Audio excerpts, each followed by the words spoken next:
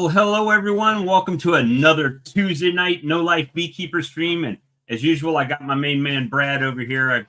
I got emotional with him a minute ago, so we had to cut and go live before I cried too much. But all good. Evening, everybody. Evening, Bob. Good evening. And I really have to say, we got 33 people in here right now, so it's really nice that 33, 34, 35 people, because it's always changing, decide to share their Tuesday evening with us. Yeah, that is nice. And, what I was alluding to with Brad is that you got a lot of friends on Facebook and on Instagram or social media, but how many people do you have that will literally just phone you up or, hey, you want to chat on a daily basis, right? And you've got a friend in me, Brad, because that's what we do quite often. Brad's out delivering honey today. Hey, just got 30 minutes to ride to my stop. You want to chat for a minute? Sure. And we just hung out, and we do that a lot. So yeah, that was fun.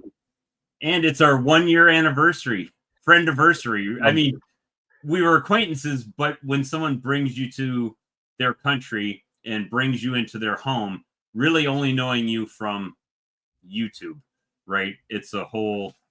It takes it kind of to things the up, level, right? up a notch, yeah, for sure. So, and things went really well when we met. We had a lot of good times, and you don't really just click with just everybody, and at least I don't. Maybe I should just speak for myself. And I'm not the kind of person who feels like I have to be intimate friends with everyone. I don't have lots of intimate friends. I've got, half a dozen.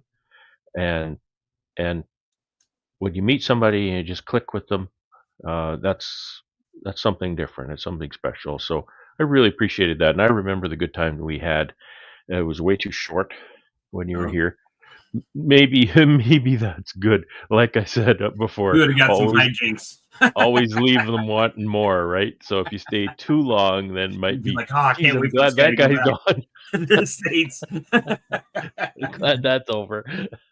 And something has come to light to me over the last several days that I want to apologize. First, I want to say I appreciate all of you. Secondly, I want to say a lot of people have told me the first time they watched the stream, they really thought I was kind of a jerk, right? And I understand. I'm not for everyone.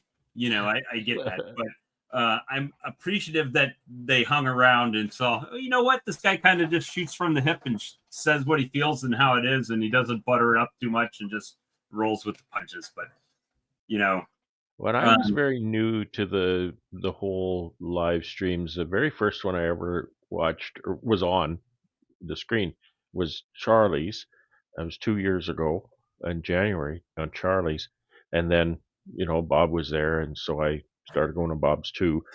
I didn't get how the whole thing worked, and I really didn't have a full understanding until I tried to do it myself, and I realized this is not as easy as it looks.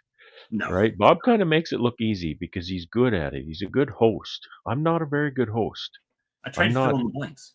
Yeah, and so I think that's why I had a kind of a weird perception of Bob at the beginning, because it was sort of like, this guy just talks all the time and he talks loud and he's he's doing the good host thing, right? I didn't realize that how this worked, but now I see it, because when I try to host myself, it's kind of like, it is I don't know what to do. Because you put out your thought and then you hope for a response from the person across from you, and sometimes they just don't have anything to say at that point, or so you have to keep trying to make it go. And heaven forbid you do a live and somebody that like maybe I didn't show up here today, and so you're doing all the introduction and you're carrying the show for quite some time before anybody jumps in. That's hard to do. That is really hard to do. And I haven't dropped the link yet, so I will drop a link here shortly. It's not just the Bob and Brad show tonight. Well, we so today I did a video, a quick live, and this goes back to my talking to you about things, right? So I added a box, and I don't get cold weather consistently, right? It just kind of ebbs and flows. And I had a nice looking colony, licensed single deep, wintered perfectly. They've got food stores, they got pollen, they're bringing in pollen, they've got 4 to 5 frames of brood. I slapped a box on top of them because they're a little spicy, like a lot of my bees are. And I did use my smoke today, but there's no video evidence, so you can't really prove I did it. But at any rate, when I talked to Brad, I said, I did this. I added the box of comb on top, and he said, yeah, if it's going to be cold, I probably would have put that on the bottom. Well, with that particular colony, I can't because the bottom board is screwed to the brood chamber, right? Maybe that's my, it is my fault because I put it together. But, so I went out there today with an empty box, broke it down, took all the frames of brood, put them in the top box, put all the combs up there, and then empty comb in the bottom, put it back together. And, hopefully that's what it takes to get them to the next, hopefully she goes back down when it's warm and lays it up because she's got 10 solid frames of bees up there. So maybe we should talk about the theory of that. So when you have that, we're always talking about bees living in a tree cavity and stuff, but you have that whatever cavity they're in, or it's a tree cavity or whether it's a man-made hive. In the cooler weather, they have to kind of keep things warm, especially when they're brooding. They're going to keep that definitely warmer. It's a good 5C warmer than when they're not brooding. Everybody knows, and if you don't, you should. Heat rises, right? So the warmer parts of that hive are going to tend to be up near the top. And I know in my spring, when the weather is cooler, yet they're starting to brood a lot, the queens are laying right up at the top. And so if you take that and you say, wow, they got X number of frames of brood and they've got all kinds of bees and they're full and I want to make sure I give her lots of room. And then you add space, which we know drawn comb is space. Then you're kind of taking that roof and moving it up 9.5 inches. And so then that warm little dome there just goes up here and your brood and whatnot is still down there. There was one frame up top where bees had come up, but the majority of the bees had stayed down. Yeah. And that could have just been because of the time of day. They just moved back down. And they may stay down there, but it's definitely going to it's going to cause them a lot more work to keep that warm. Well, so typically if it's going to be cooler weather, what's cooler weather? I don't know. You have to kind of judge that. Definitely if the nights are cool, putting that space on the bottom then still maintains that nice warm dome up at the top, where the brood is and the bees are. If she needs more space, she can start pushing that nest down. I'm going to tell you what. So year before last, I bought some licensed hives from Better Bee. And I've played around with them, but I never really compared too much. It wasn't, that big a deal to me. But this past fall, I decided I'm going to leave one licensed single deep with the feeder and the lid, one licensed single deep. Well, actually, it's a double deep, but it was a single licensed hive with a wooden double on it, right? So top wooden box. And then I've got all my other wooden colonies. By far, the best colony I have is the one that was a licensed single with the feeder on it. Hands down. I mean, you look at my other single. Okay, so specifically, explain that. Specifically, licensed or it's a polystyrene hive, right? Well, yeah, polystyrene. Yeah, so that's the one deal. I have is licensed, and it's like 2-inch thick walls, or they're so really thick walls. That's what sets it apart from the other hives is polystyrene. So we've got that R value, and let's all remember, insulation does not keep things warm. Insulation decouples one side from the other. So your colony on the inside is not as affected by what's going on outside, whether it gets warm in the day and cold at the night, and warm in the day and the sun shines on it, and all this sort of thing. It decouples that from the inside.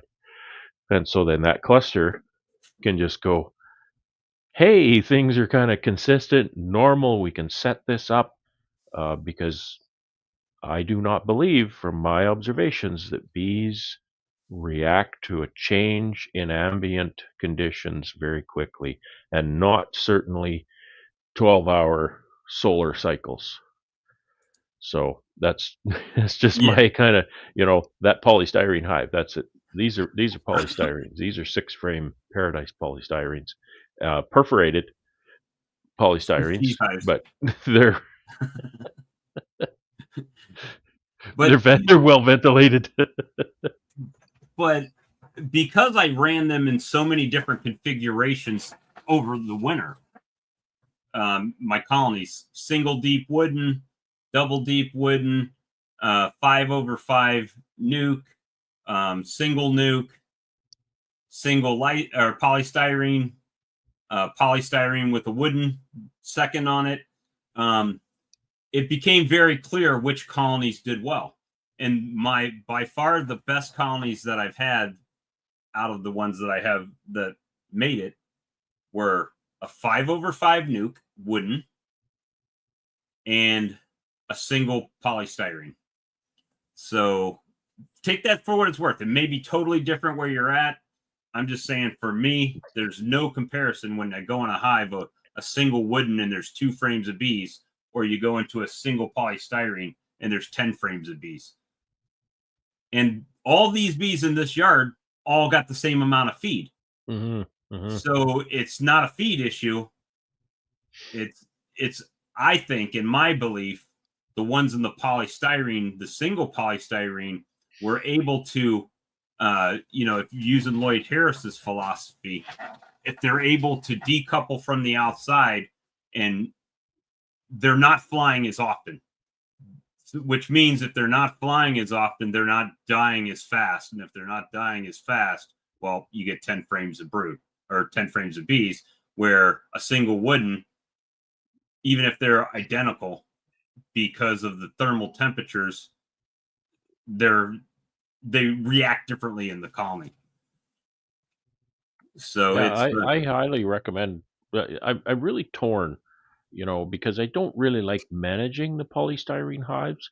The lids are too light. I have to have a brick on them so they don't blow away. They're not as strong as a wooden hive. I can't pry on them like I can a wooden hive.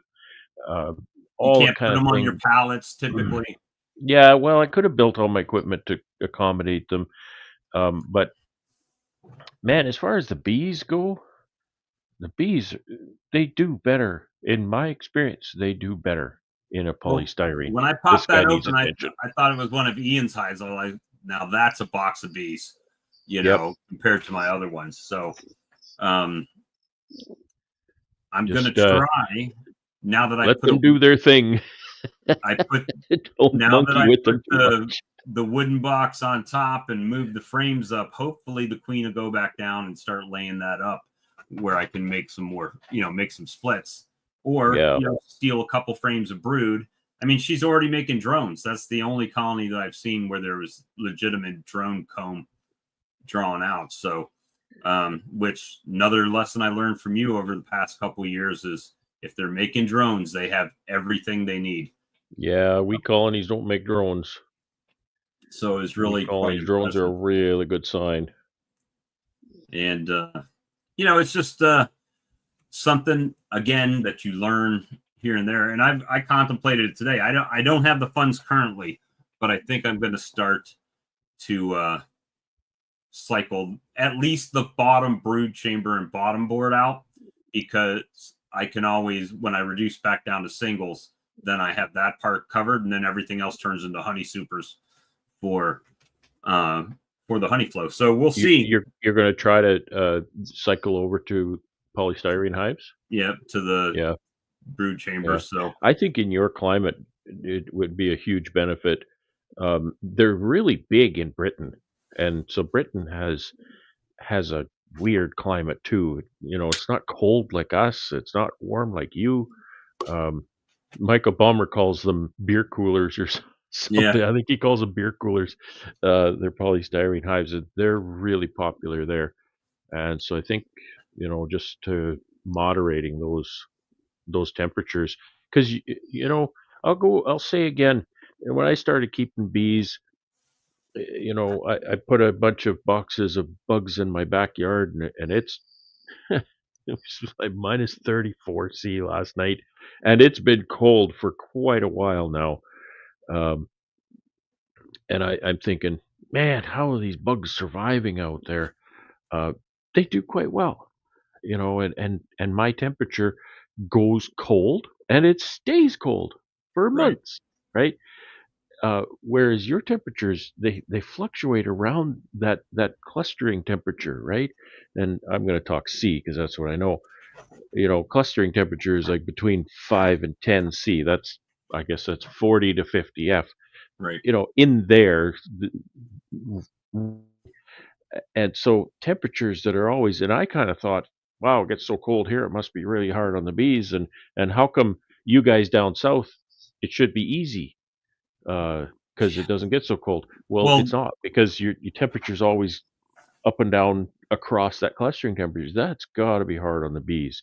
I'll tell So you the what. polystyrene thing I think, is really what you need. I'll tell you what I found out in the polystyrene also that survives really well. Hive beetles. Yeah, I guess so. I banged out probably 100 hive beetles out of the hive, and Mm, I was playing whack-a-mole. But even the bees that came off of the frame when they got on that lid, they clustered and corralled those beetles up, even though they weren't in the colony. They were just keeping it down. So I nice. would take my hive tool and slide it under the cluster, and the bees would move, and I would just smash beetles, tons of them. Oh, Mark Oh, lost sorry his to hear that. Both of them. Oh, and one cat. I thought name. Name was Boots. Boots. That's this guy's name. Boots. Mr. Boots. He's got Well, such big feet, big boots. I'm we sorry had to hear that, Mark. That really would be a heartbreaker. 20 years old. Wow, that's incredible. link That's is pinned incredible. right up there in the chat if anybody's interested. Come on And in and come on in. The water's fine. chat. The water is fine for sure. Gary says yes, 7. So I had a good day. This morning I worked for an hour or two, and I finished up my pallets and covers. My pallets were done a little while ago. So I got the orders done, and then I loaded up my truck, put a whole bunch of boxes of honey in my truck, and I went up and I visited 5 stores up in the North Country from here. And dude, I Good left over day. $1,500 with invoices up there. Gotta love it I when was that happens. I was really stoked. That was a really good day. I I had was thinking I was thinking before I left, I was thinking, well, I might leave $1,000. That'd be really good. Yeah, wasn't 1,000 either. That's good. Good. I had one person contact me today about honey. They want to get some honey and some hot honey, and they're going to come by on Saturday morning. I said, just let me know when you're going to be here. I'll have it bagged up for you and ready to go. And then I recycle one of my grocery bags and put the honey in there and tie it up, and here you go. That's what you asked Right for. on. So it's always nice. A lot of people around here, and I think it's not just around here, but I can only speak for here. They really enjoy coming to get honey from somebody local. They pass 5 grocery stores to get out to Oh my yeah, house, for sure. and they would. First of all, a lot of them know me on Facebook or whatever, so they come to support the local business. I talk And to people all the time. If you mention the honey in the store, they're just, that's honey in the store. Well, my honey's in the store, so you know, right, don't write it all off. But but once they once they taste it, they do. I think they do feel that um, getting it directly from your hands is a little more it's a little more special to me. when people Well, it stop and buy certainly it. is. I love when people come by it direct, and a lot of people, they buy from the store, and then they'll look at my contact information on the label and then come out and get honey. In the summer, we don't have this white stuff all over the place, and in the summer, they come by, and I'll Bees take them are right to the everywhere. bee yard and show them the bees and pull honey right out of the hive and let them taste it. It's just that's such a great story for that customer, and I love it too because it connects me to the customer. If I was just producing honey and, you know, shipping it off in a truck somewhere and not connecting with that customer, this business would mean a whole lot less to me. Gary says most Yeah. chain stores won't sell from a local beekeeper. I That find that's here they have a local section, and they have what they call a hyper local section. But depending on your state rules, is whether or not you have to bottle it in uh, a bottling facility, right? yeah, And same with you. That's why you take it right. to the packer and get it packed That's and right. bring it back. It cost me a So, lot of money. Cost me a lot of money, um, to do that. But that's just the model I chose, right? I right. thought, well, can I direct sale because so well, how much honey do I think I can produce, and can I direct sell that much? And wasn't sure if I could.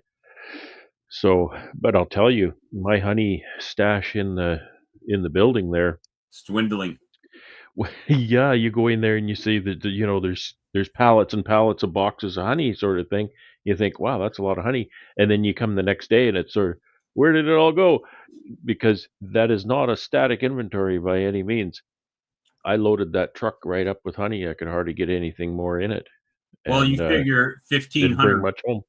dollars at uh, what Well, that should average? be, How if you many want to jars break would that fit that down way? into how many pounds, that should be, I don't know, a couple 100 pounds, to maybe 250 pounds or something. I don't know. So that's a good 1 day sale. Yeah, yeah, it's good. Yeah, it's nice, and of course, it's wholesale pricing, so I'm not making the money that you're making at the farmer's market or in the driveway even. Um, but putting a taking a box of honey to a store, that's a whole lot easier. Yeah, It moves the honey. when I have a sale outside, it's kind of a lot of things play into that, right? It's like, what's the weather look like? It like the sky that you have in the back of your picture there. It's kind of gray, right? If it's like that outside, forget about it. You don't know if it's going to rain. Forget about it. If it's too cold, forget about it. South Carolinians don't get out in the rain and cold, right? It's not what they do. When it's Yeah, 70, they're coming out. and, you know, when somebody comes here to get honey, I love it when people come to pick up honey, but I do put more of a time commitment into that because I like to visit with the customers. In the summer, I'll share them. I'll even in the winter, I'll take them in the bee barn and show them this is where the bees are, and people find that interesting. And so I'm spending time. Someone will buy, $15 or $20 worth of honey, and most people buy a lot more than that. Um, but it's going to take me half an hour to an hour, Yeah, right, to do that. And I'm not saying that I resent it. I don't, absolutely don't, because I love that connection. However, from a practical and a business standpoint, that jar of honey costs me a lot more in time because I can take $500 worth of honey into a store in 2 minutes. right.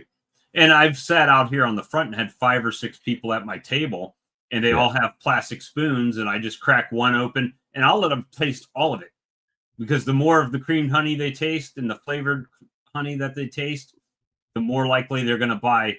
They're all going to buy runny honey, every one of them. That's why they're there. That's why they drove all the way out to my house to get honey. Now, would you like a fresh hop apple pie with that? You know, Yeah, yeah, yeah. You hey, want fries with that? that's it. Do you want a Try the supersized? flavored honey. Yeah, exactly. It's And it's really amazing because very rarely when I get, and I don't care. I don't care what flavor they like and which flavor they don't like. They're going to buy the one they like regardless, right? But Yep. they might be riding home and be like, you know what? That peach honey was actually pretty good. We should have bought that. And then next time they buy it, right? So it's really I love the look on their face when they kind of look at you out of the corner of their eye and they say, "Do you have honeycomb?" And they say that to me all the time, and I'm like, I say, no. "Yes, I do." And the look on their face is like a little kid at Christmas. Really? Yeah, I got to go. No, because No. everybody asks me, do I Yeah. have it? Do you Well, have that's what honey I have with to the do comb in now it? because Or, you for the know, first time in many years, I've sold all my honeycomb. But you got to get it while it lasts, right? That's what you got to do. I've been playing with the idea. I even have people calling me up for nukes, and this year, because obviously it's been documented to ad nauseum on YouTube. Yes, bees die. We have had a lot of bee death this year, so I can either sell. I can either sell a nuke for a couple $100. I got a bee flying around in here, by the way. No. And it's going to the lights, and now it's on my computer, and it's probably going to find me and sting me. But I can either sell a nuke for $200, or I can make a nuke for myself and let it make me 50 pounds of honey, and I make $500. Yeah. So the nuke is a quick thing, but I got to rebuild my numbers, so probably won't be selling nukes this year. It's just one of those things, right? So yeah, I've got to build my numbers back up and hopefully get that all under control. Luckily, knock on wood, my percentages of loss after hearing everybody else's percentages of loss, not too bad. You're doing okay. Yeah. Compared Good. to some people I've heard. So here's something Gary said, and he's got a good point. I think he's talking about what I would call chunk honey. Put his comment up. I don't which one? understand the comb Okay, craze. I could probably do it. there you go. I got it. That's actually that much less honey in the jar, and it normally sells for more. Well, personally, if I sell comb honey, I don't charge more because it's normally the comb scraps that I'll put in the jar, the pieces that aren't big enough and nice enough to put in a In tray. your cube, yeah. So I'll put it in a jar. I don't charge extra for that, just because it's just something that helps me sell the honey quicker and more easily, right? Um, and yeah, that's a fair comment for sure. When when I'm at a market and I'm showing a new customer comes up and I'd say, "Have you tried honeycomb?" Right? And I show it to them and they kind of, "What is that?" And so the things that I find that really connect with them is this is the honeycomb that the bees made the honey in the honeycomb. Nobody has touched it. It's between the bees and you, right? The Right. bees made the honey for you. And I think kind of saying it like that really connects with that customer saying, yeah, you know what? There hasn't been a bunch of, intermediary stuff going on, and there hasn't been, you know, they don't know what kind of processing happens. There's not really a lot of processing, but uh, it's just the bees made it, and then you enjoy it. There's nothing in between, really. In Uh, some I've countries, cut it into a square and put it in a tray. That's all I've done. well, being here near the military base, they train a lot of people from other countries. They come here for training, and so I've gotten people from Guatemala, Saudi Arabia, you name it. I've had people here from Yeah. different countries, Nigeria, and those countries. That's the thing, right? I mean, they sell whole frame holders for hotels and stuff like that that are very nice and decorative, so they can put a comb of honey up there because that's how people in some countries eat it. And I get so many Hispanic I've people always asking wanted to me, do that. It's just a matter of producing the frames of comb that's not that easy. and yeah, I mean that's kind of where I'm at. When I started, I was like, oh, I'm just going to do foundationless. Why? Because my mentor does also. That was the thing when you're learning, when you first start, you're learning what they teach you, right? So if you do something a certain way, it's because that's how you were shown. That's how they do it, right? Mm-hmm. Just run fishing line through it and put it in there. And then when I had that nice honeycomb in that, I clipped the comb, or clipped the fishing line, cut the comb across the top, and pulled out the string, and then cut it up and put it in. That's a good idea. I had not thought of that idea. That's a good idea. Yeah, it's actually pretty simple, right? I went to I either use mediums because they don't collapse when they make a foundationless, just a natural comb, or if I use a deep, I'll either put a stick straight in the center of that deep frame, or I'll use one of my story frames, which has a sheet of on both sides. foundation in the center and then open on the outsides. Now I'm actually thinking about experimenting with something different. Is actually cutting that foundation, say in in quarters, and put a quarter on each side so that it amounts to the same thing, but the open space is in the middle. Because we all know that they start their comb lobe in the center. So the Right. problem with my story frame, they often do a nice job on it, but sometimes they either don't do it or they make a complete mess. They start turning the comb this way and that way. I think they like to turn the comb, not make it Easier to straight. walk on. Well, just for strength, because we know that things that have a curve to them are more rigid than something that's straight. So I think Hey, that's Larry. maybe why they do that.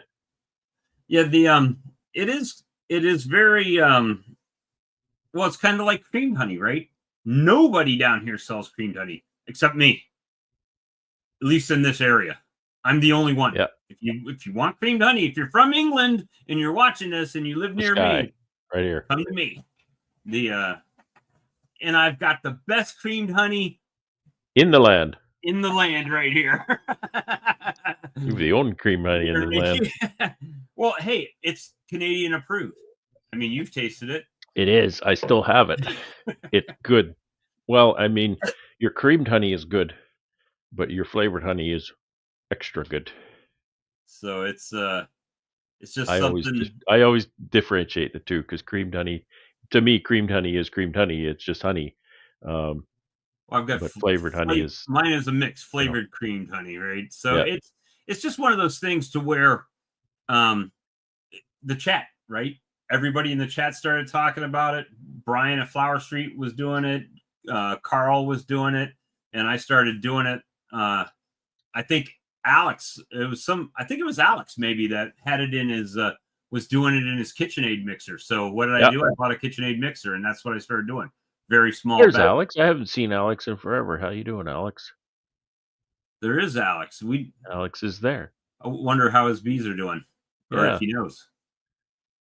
If there's any reason to go out and check them. Did you get a lot of snow down there, Alex? We haven't really gotten a lot of snow here. I mean, there's, plenty of snow, but it's not. We're going to get a storm though a week from now, and we may get quite a bit of snow. So we have 105 people watching right now. So I want to say this. Brad and I have been talking about doing the video breakdown. That's what we'll call it, because it's not a review. We're not criticizing or critiquing anybody's video. It's only watching a video, then pausing it and discussing what they're doing at a particular points in the video, right? Something maybe is a nugget we missed or we want to just discuss. See, I'm the guy. I'm the guy who talks during a movie, much to my wife's chagrin. Right. She's always telling me, "Quiet," because I talk during the movie. We were going to do that tonight. We had discussed about doing it tonight, and then earlier today we were discussing it, and it was like, well, don't know how it would work with the chat, because if somebody in the chat has a question, we're already 10 seconds ahead of when you see it. and then you Yeah, respond, and then there's a delay coming there's back, and that then we pause delay. it. So Yeah. you have to kind of, So if like if you said in the chat, "Oh, wait, let's stop the video and talk about that part." We're 30 seconds down the road already, yeah. and a lot has happened, so it'd be very awkward. I'm not So sure if we just can do know that. when that video happens, when we do this, which Brad has his conference this week and going to be tied up, so it might be sometime during the day, maybe next week ish, possibly. When we do this, just know that. So if you have a question, you have to be pretty specific about the question you're asking, because it'll be hard to determine. But we are totally willing to take the abuse and do that for you Well, it's guys. likely gonna be pretty rough the first time or 2, but, uh, we've done this offline a few times, and it's it works pretty good. It works good Works when pretty there's good. people in the chat, but like tonight, even we got the link up, and Yeah, it's the two people that started, right? So yeah. I just want to let you guys know that. Also, if you see this neon sign, I'll take a second to try to pay some bills here. You see the Swarm Rustler sign? I make that here. I make that right on the other side of this computer and bottle it right on the other side of the computer. So if you see this logo in your local bee store, or if you don't, especially if you don't, tell them that's what you want and have them bring it in. Have them get in contact with me. Or you can find it on Amazon, or you can order it on my website, or get it at your local bee supply. So perfect. I've seen a few videos recently of beekeepers, pointing out Swarm Rustler, um, and saying that it's every bit as good as anything else that they've used. It So, it people works. should be confident in it. Well, I my background, I know you guys see Bob the idiot beekeeper that shows all his mistakes on YouTube and in the chats and everything. And I was a chemist ish. I worked in a nuclear pharmacy as so I've got a lot of education with chemistry and nuclear stuff, and I was able to find research online on what comprises the queen bee pheromone, and there he is. He says, Travis Hey, Tyler says, Travis. and it works. Ask me how he knows, because he caught 55 swarms with it last season and won the Yeah. ring. He is the champ. He's the undisputed Swarm Rustler champion for 2024. He is the So Travis, I didn't champion. see you last week, but it's my intention this year. It's not going to be a ring. It's going to be a championship belt. So, so hopefully you get jacked up for that and do it. So, if anybody's watching and they don't know, they can just send me a video of the bottle and their swarm catch, and I tend to share that on YouTube, and then I keep a spreadsheet of all the submissions of stuff. Tom Max Apiary's caught over 30 something, 35, I think. So it works. You just gotta use it. But anyway, it's not about Swarm Rustlers tonight, guys. We're just hanging out and talking bees. I don't want to make an hour and a half infomercial, 2 hour infomercial. So, DC put this comment here. It's kind of shifting kind of back to what we talked about right at the beginning. Just the community and the ability to come together as as a big group of friends. Like there's 100 and some friends here right now Right. that we can commune with and visit with and talk to. I just love that. I really love that. So I just wanted to Let me see. point out that comment, and DC is he's putting that into words and specifics as to how that's really helping him, and I truly appreciate that, DC. Let me see here.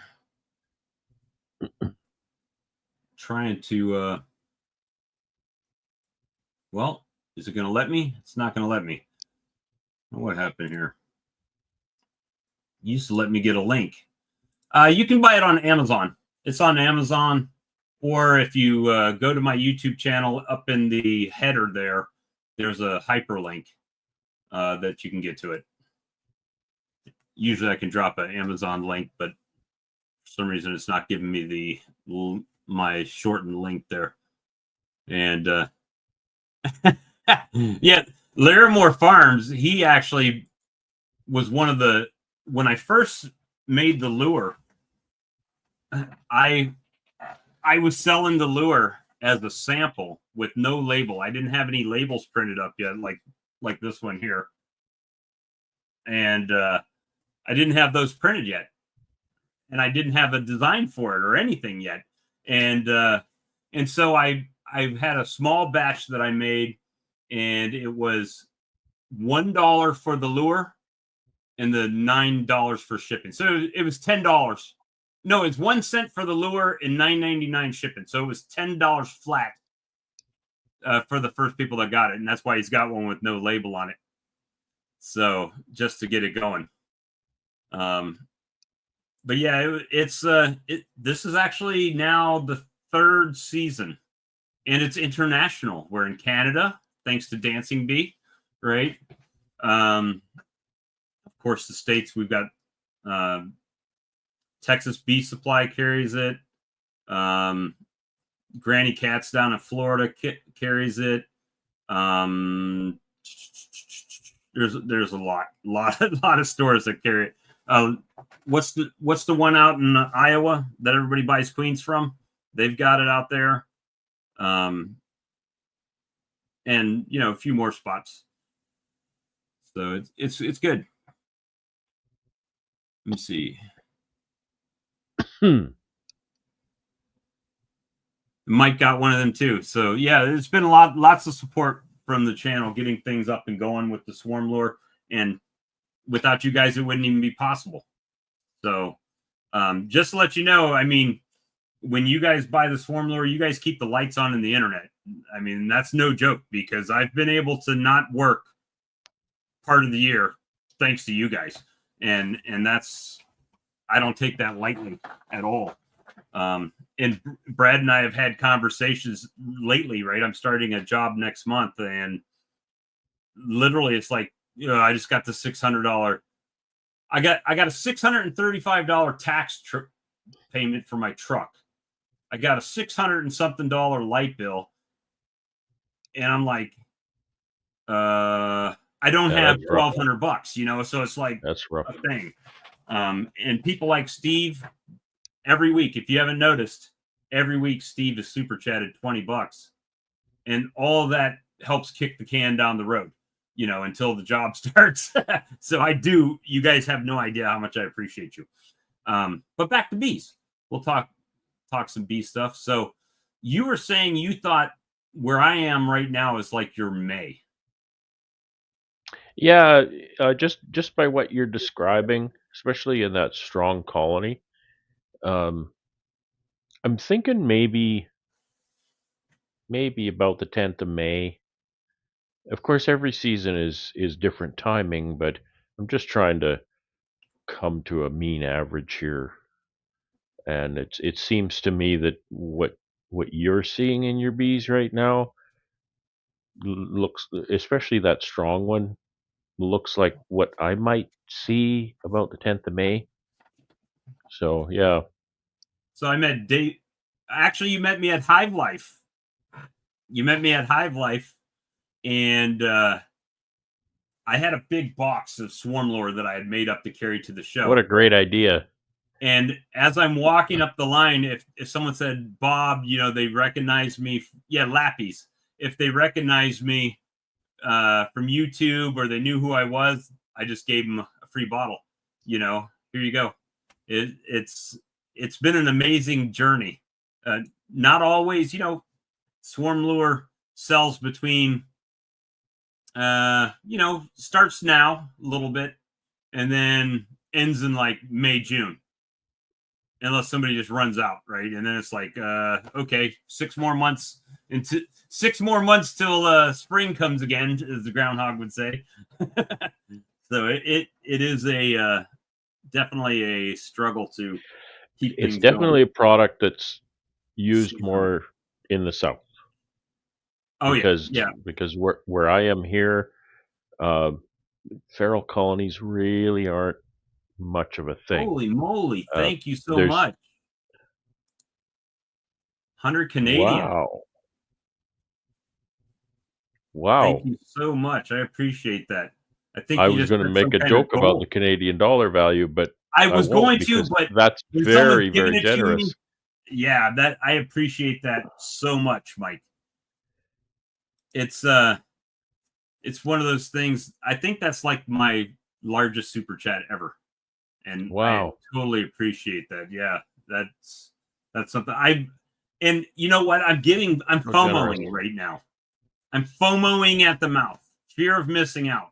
I wanted to go to Manitoba so bad this year. I Yeah, just financially couldn't pull it off. yeah. And We'll do it another time. We'll do it I another was time. even joking with my wife the other night, right? That I was like, hey, load your bags. We can be there in 3 days, you know. Yeah. We'll just have to sleep in the truck and come in on fumes or something and get some of that farm gas that Brad gets. Yeah. But It ain't much cheaper. but it's something that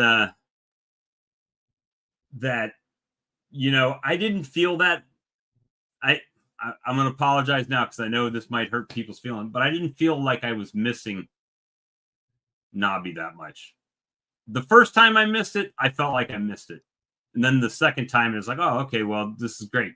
You know, um, I genuinely feel like I'm missing out on uh, on the Manitoba conference. We had a Yeah. good time. We Well, we had really a had a good great time time. last year. Not to Yeah. mention, somebody's getting to eat dinner with Ian Stepler and another infamous beekeeper. Somebody will be eating dinner with I mean, going out to dinner with Ian and Sandy, that is one of the highlights of my year as well. But there's gonna be an additional treat Well, this time. the other Bob is going to dinner. The other Bob. I'm usually the other Bob, but in this case, he's Yeah, the other Bob. yeah. Last year it was this Bob. I This I, year it's a different I Bob. really feel kind of I'm probably, and you guys correct me in the chat if I'm wrong. I'm the only person that runs a live stream that's named Bob. And when somebody talks about Bob on the stream, they're not talking about me. They're talking about someone else. We sometimes talk about you, but usually behind your back. Usually, usually when I'm not here, Yeah. that's side chat stuff. Yeah, actually, I mean, it's I'm really excited though.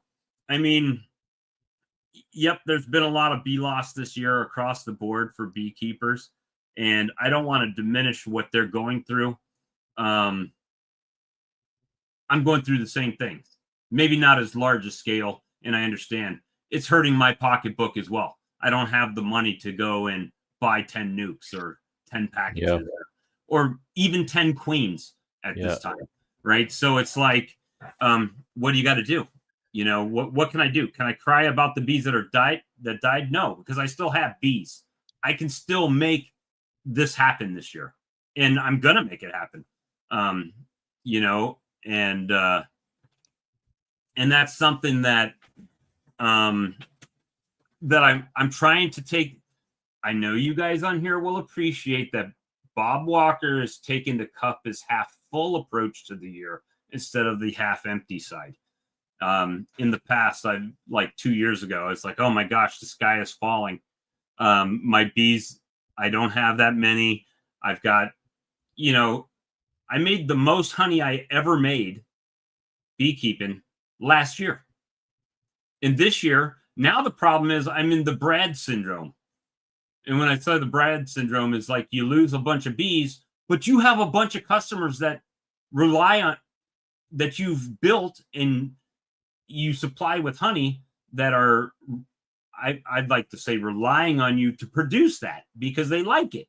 And now Yeah, you're in jeopardy of that. it's kind of built my own problem kind of thing. And I will not complain. Boy, what a great problem to have. Every drop of honey that comes out of this apiary just flies off the shelf, right? Uh, but then you always look at your bottleneck, you always look at your weak link, and you say, well, how can I remedy that? Hey, Alex, But hey, I am the Spanky. weak link, and I don't know if Well, there is and that's anybody I to am the weak link too, right? be. Well, me and the health of my bees is the weak link, but really me because I can only manage X number of colonies of bees in the summer, and that really comes to a head at harvest time, right? I Right, can I could manage, in April and May, I could manage 300 colonies. Uh, Come late August, I can hardly manage 100. right. It's just gets to be too much work. So Well, hey, yeah, Spanky. Hey, Alex. it's a great problem to Hey, have. how are you guys doing? Doing good. I How see. are you? I see Spanky's picture or his background picture, but I don't see Spanky tonight. Yeah, I don't have my camera hooked up. I was gonna. I'm busy. I just got done planting some nitrogen fixing corn. I gotta go and do some more stuff. But I had a question. I was going to let your chat run through and see what they thought about, because I know a lot of people have been mentioning um, the small hive beetles, and I know some people don't have to deal with those in this chat. But if you could trap them outside of the hive, how do you think you would go about doing that? Because I've been That's thinking of a method of trapping them similar to how you do yellow jackets, but how even if you found the perfect bait, which I had a debate with a guy down at the North Carolina last year, and he said, "Oh well, what you're putting in your beetle trap simulates the environment they love perfectly. The smells and the aromas of a box that's been absolutely ravaged by the larvae." He well. said, "Of course they're going to come to it."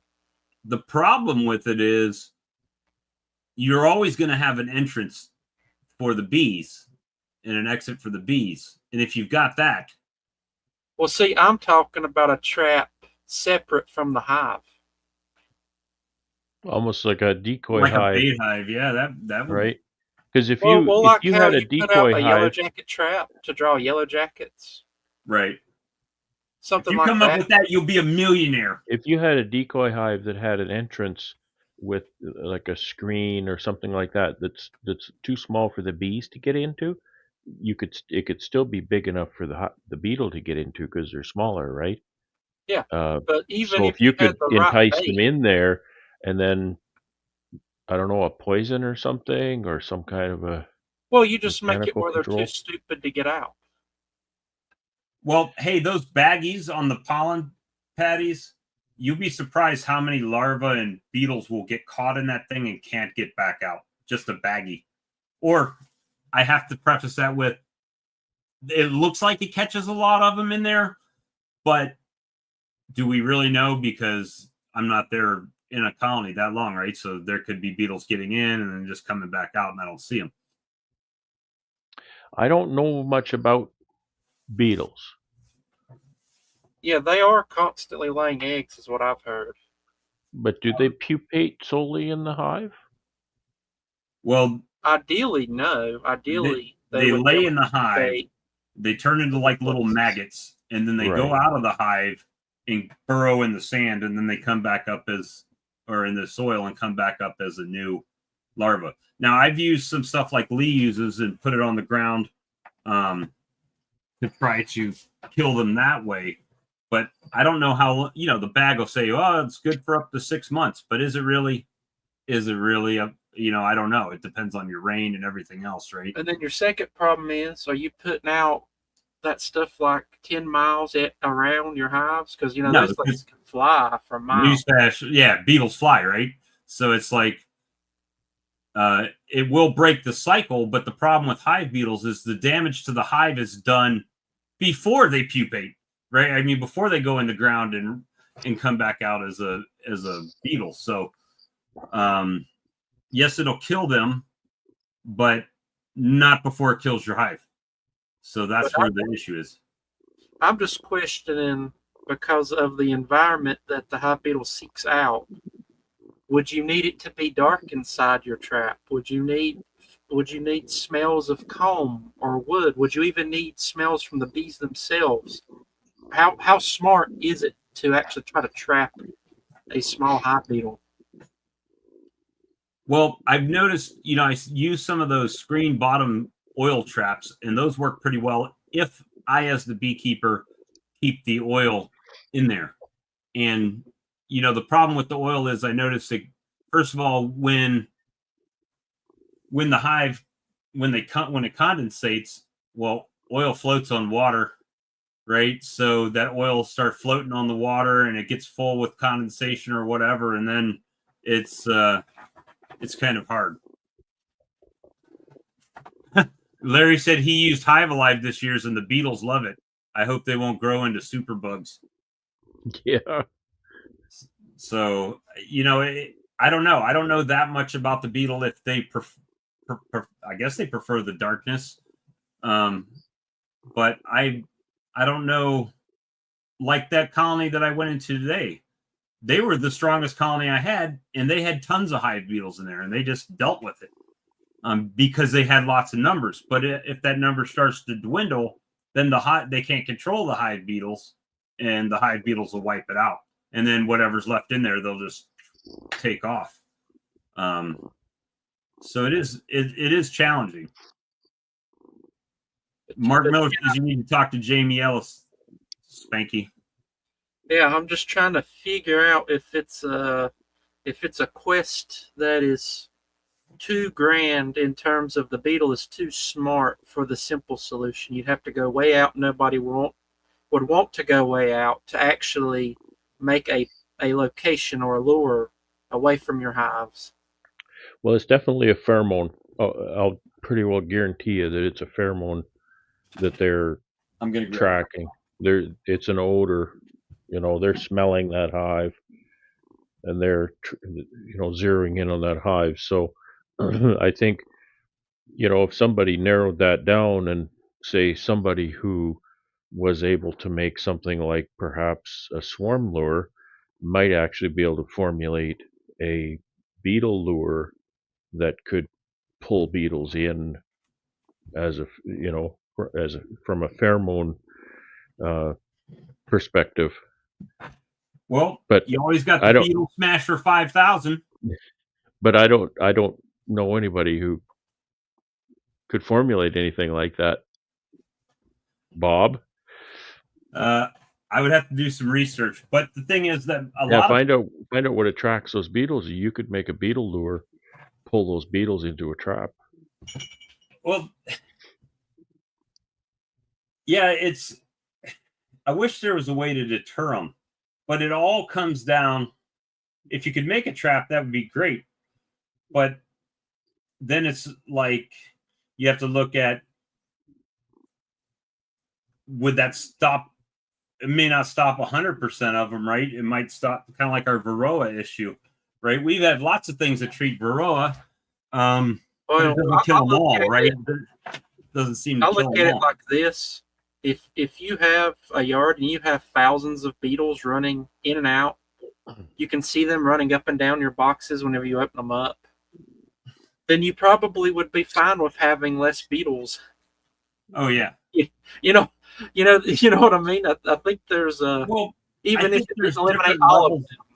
There's different levels of hive beetles too, right? So people may see one or two hive beetles and that's not that bad. But then you see people like in my area or the bug farmer in his area. How many of y'all saw that video where he was using the little vacuum to vacuum up hive beetles? Hundreds and hundreds. It's not thousands. 5 or 6. Yeah, it's lots. It's out of control. Yeah, so whenever I started beekeeping, I had thousands. It was so bad that I remember taking the top off of a nuke and it had a medium on it. And I watched the beetles run out of the top of that medium down into the entrance at the bottom for some reason. That's how many beetles there was. Well, there was that many beetles. Well, like the ones I had today, it took a few shakes. And here's the problem with the hive beetle. So it gets in your frame, right? And you want to shake the bees off, but if you shake the bees off, well, the beetles will come off too. So, you know, you carry it over to a lid or something to knock the thing off. Well, now you got, if there's nurse bees on there, you got nurse bees over on this other hive, right? So it's a we hear Bootsy there chirping. Oh, do you hear him? Yeah. Yeah, he's kind of snoring a little bit. So Sorry, buddy. whenever I was down there in North Carolina and I was talking with this guy, I told him what I was using in my traps. I was heard everybody say apple cider vinegar as your bait in your little bait slot on those traps. And then I read one comment online that somebody had randomly put in a reply to a video that said, I use the vegetable oil because they drown in it, and when it goes rancid, they flock to it. So it doubles as a bait and a drowning agent. Maybe we try, Spanky, maybe we try some of them bottles. I'll set some out. I'll get some Coke bottles and cut the top off and flip it upside down with some oil in it to see if it attracts the beetles in there. And so I used that, and I switched from vegetable oil to sunflower oil. I found an old bottle of sunflower oil, and I mean, it was so, there were so many beetles in those traps every time I would go out into the. Yeah, you get so many beetles in those traps that you put in between the frames that they literally walk on dead beetles and walk back out of the trap. And I found that some bees would corral and some colonies would not corral, which made a difference in the numbers. I've got a video on my channel. I forget what it's called now. It's from a few years ago. But I literally had a 5-gallon bucket of beetle larvae. And I just took it in my chicken coop and dumped it in there and let the chickens go to town. I don't have chickens anymore, but that's what I did back then. They loved them. But yeah, that's something. I'll look into it, Spanky, and see what I can come up with, if I can find some research on it to where I can get some idea of what will, I've used the peppermint and stuff, and that works while it's in there. See, they didn't work for me, but I just did the candies in the corners of every boxes. I haven't tried the extracts or. Well, the problem is with the candy is if you got 40 hives, well, that's 160 candies. You got 160 wrappers, right? So that's a little bit of a distraction. If you got 4 or 5 colonies, yeah, it's no problem. But then the bees eat the sugar in there too. So the bees help it disappear faster, so it doesn't stay in there very long. It is definitely a challenge down here. When I lost my bees that couple of years back, I had one of those traps in that colony, and the beetles ended up infesting that colony because there was no bees in there. And what ended up happening is whenever I opened it up, there was larvae in the trap. They had crawled into the trap. Yeah, I don't know, Brian. On that one, he says he wonders if you put the candies in the entrance, near the entrance, if it would keep the beetles from entering. And so that made me wonder if they crawled up in there, or if the beetles just laid eggs in that container, that trap, to get all those larvae in there. I don't know. I'll see if I can find some research on it, and I'll get back with you and let you know what I find, if I find anything. But I figured I would spread the word and let people get it in their minds and see what they think about it later on after they've had some time to think about it. Because I mean, it wouldn't be that hard to make a little adapter for a bottle. That's what I've been working on. That'll let hive beetles into it, but not out. Yeah, I think if you just flip that top upside down and stick it in the plastic where they can get in and they can't fly back out. Well, even then, that hole's too big. Right. Well, you got a 3D printer. You can print whatever you want. So if somebody went, oh, I'm going to put pollen patty in here, what if the bees go after it? I find that pollen patty I leave out, the bees won't even mess with it. Mostly. Alex, what are you doing? Not much. There's basically no beekeeping to be had, I should say. Have you But checked yeah. your colonies at all? Have you No. been out to them? I got this for my birthday from my niece. It's adorable. A little bee. A little bee. Was it paper mache? I think so. There's a lot of Scotch tape. So. Oh. Let me. Cool. There you go. Looks like he's been punched in the eye. He's got one round one and one. Yeah. Yeah. Well, she's 12, so can't ask for too much. But I keep it nearby. I'm going to get on out. All right, Spanky. We'll talk to you soon, Spanky. buddy. Yep. All right. Yeah. Other than that, there's nothing going on really. We just had like 3 feet of snow in the past 5 days. Wow. Yeah. Wow. We haven't had any snow. It's been blue sky and bright sun here for quite some time, and super cold. I don't know how recent your photo is behind you, but I can still see grass. Not recent at all. Yeah. I've had snow since Brad's had snow. Yeah, I haven't had much snow at all lately. Well, I did finish paying off everything, like every bits of material I borrowed money for. So right now I can save money for pickup truck. Yay. That's a little more accurate for what it looks like in my backyard. Okay.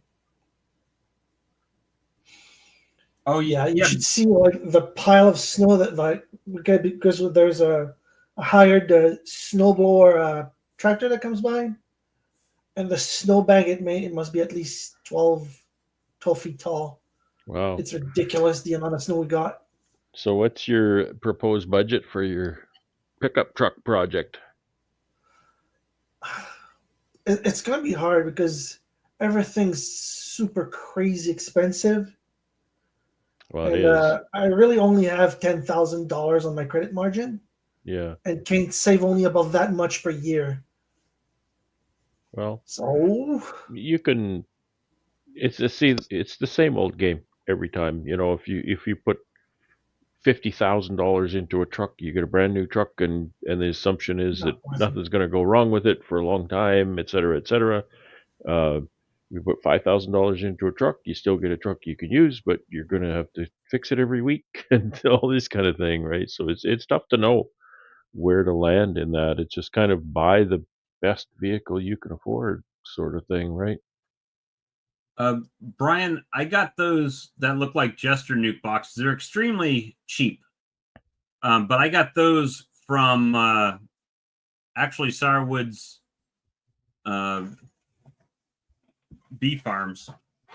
He brought down last year. I got some nukes from him, so he brought them in those.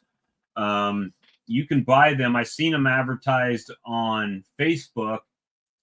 They're pretty inexpensive. I think like $8 to get those. And I also have a bunch of pro nukes. So there's a guy down in Florida. I think he's in Florida and Mississippi and maybe Virginia is the other place. I think it is Virginia, the other place you can buy them from. Yeah, I just never see the guy when I need to see him. Like he sells woodenware and everything pretty cheap. So it's also where I got those boxes that I lasered on. But this year I'm trying to not buy. It's hard for me. Brad says I got the most gadgets to bees ratio in the world. Yeah, the highest gadgets to bees ratio. Yes. I should call I'm Guinness. not sure that's something to be proud of. Well, I don't say that disparagingly. It's just the way it is, right? Yeah, it is what it is. I get a lot of. Oh, I have mean, to too. I have to be careful. You know, Now, don't get me wrong. I feel the same way when I see a new gadget. I go, I want it. oh But yeah, oh yeah. Last no, fall, I fell in love with the instant vaps, and I just went out and boom, and I bought, and I bought a second one just like that. And then it's kind of like, oh, now I have to pay for it. yeah, they're And costing you know, and then it's 800 kind of like, Canadian. okay, figure it out, and then okay, I want to buy a rapid charger. I want to buy a couple more batteries, and hundreds of dollars later, right? Which I still haven't done. I thought I might get something for Christmas, but I didn't. I got a good Christmas gift, but it wasn't a rapid charger. I don't even want it. I hate to say it. It sickens me a little bit with my current financial situation as compared to where I started beekeeping. Right, like you say, if you want to become a millionaire in beekeeping, start with 2 million. And that's Yeah, kind of what I feel like, right? yeah, So that's right. we all start, and you get that colony. Oh, I made 50 pounds of honey. Well, I only do this 10 more times. I got 500 pounds, and if I do it 10 more times, then I got 1,000 pounds. And I sold yeah, $1,000 worth of honey, and it'll only cost me $3,000 to make yeah, it. that's it. So I've got all these boxes. Sound like the government being I proud of mean, that. if I literally sat down and tallied up everything I've spent, I mean, 32 frame extractor, the semi-automatic uncapper, right? I've got a creamer. Just the stuff from beekeeping, like the KitchenAid mixer. I wouldn't have bought that if I wasn't using it to make creamed honey. That's $300, right? It's just poof into nothing, right? I mean, I can tell you I've bought every type of beetle trap known to man.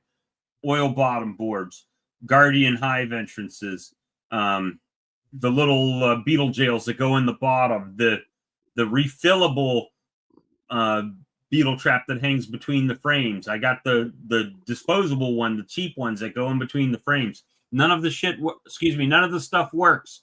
It doesn't work. If you're spending money on guardian hive beetle entrances, they don't work if you've got hive beetles like I have. So, like we even talked about, Brad said, well, maybe you get some ventilation in the summertime and let the hot air come out, right? I'm like, yeah, but I'm also letting hive beetles come in. So it's a double-edged sword. It's just trying to figure it out. The oil trays do help, but then it's beekeeper error, right? So, yep, they work when you put the oil in them. They take maintenance, yeah. Yeah, and that's the thing too. In my case, when I start running more and more colonies, it doesn't take much for that one thing to just overwhelm you and say, well, now I can run 25 less colonies because it just takes me that much more work to do things. Well, and that's sorry, cat hair everywhere. That's the other thing that we've talked about, right? So back to my math equation, 50 pounds for one hive, 500 for 10. Well, what if in that situation, if I got 5, but now they can produce 100 because they're not competing against the other 5, right? I don't know. I've never went with that model because every year it's like I got to get more bees, more bees, more bees, more bees. I've spent thousands, guys. You have no idea. Well, Brad does. And, Alex does because they've been on here for so long. But the thousands of dollars every year on nukes and queens, except for the year. And I still got some queens later in the year because I was always constantly trying to push that number, right? Like you ask somebody, how many colonies you got? Well, I got 10. Oh, okay. I got 50, right? It's almost like who's got the bigger balls based on how many colonies you have. And in the end of the day, it doesn't matter how many colonies you have. If you're selling honey, it's how much honey do you produce. If you can produce 200 pounds a colony, like some people do in Canada, or Ian said he got 100 pounds off a nuke, well, then if I can get 100 pounds off a nuke, I would have 12 colonies. 12 nukes is what I would run. because it costs less for treatments, it costs less for feeding, it costs less for everything across the board, less equipment, less frames, less everything. But I make the honey I need to make to satisfy the customer, at least right now, right? I mean, so that's the thing. I never, in the past, I never put a number on how many bees do you want to get? As many as More. I can get. Just whatever I got today, more. Yes. That's right. More. That's the answer. And then every fall and every spring, Mother Nature tells me how many I should have, right? Yep. So in the past, and it's been a running joke, I'm 17 man, right? I always end up with 17 or 15, 12. And it doesn't matter if I had 75 at some time during the year. And when I say 75, I mean that could be a mating nuke, that could be a 5-frame nuke, that could be a honey production colony. It could be all stages. And that's not a good way to run a business. Period. The end. Right? Yeah, I've been struggling with consistency too.